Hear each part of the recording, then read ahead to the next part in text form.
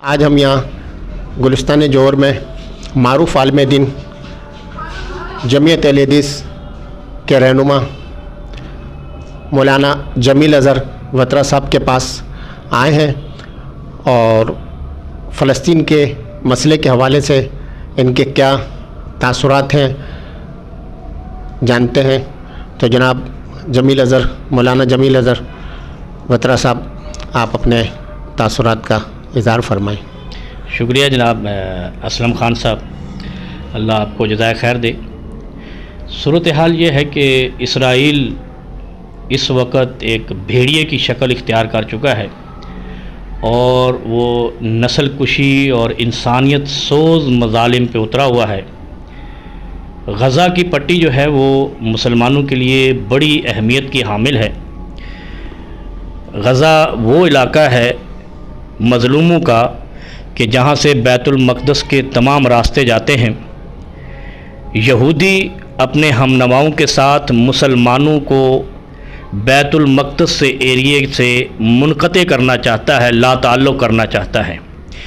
इस बात को मुस्लिम हुक्मरानों को और उम्मत मुस्लिमा को समझना चाहिए कि आज अगर वो बैतुल मक़दस के रास्ते काट रहा है और आप बिल्कुल आपके कान पर जूं तक नहीं रेंग रही, तो ऐसी बेहिस कौम को अल्लाह रब्बुल आलमीन फिर ऐसी आजमाइश में मुब्तला करता है कि फिर आपको मक्का और मदीना के लिए मुज्तमे होना भी मुश्किल हो जाएगा।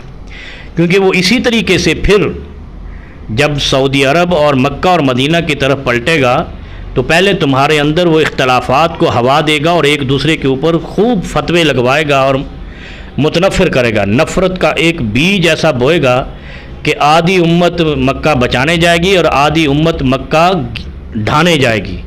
इसलिए मुस्लिम हुक्मरानों को अभी सोचना चाहिए कि दुआओं से बढ़कर आगे बढ़ना चाहिए। क्योंकि मैं ये समझता हूँ कि शरीयत की अगर रिसर्च की जाए अमीक नज़र से तो दुआ का दर्जा बाद में है। सबसे पहले फ़ज़ाए बदर पैदा करना है।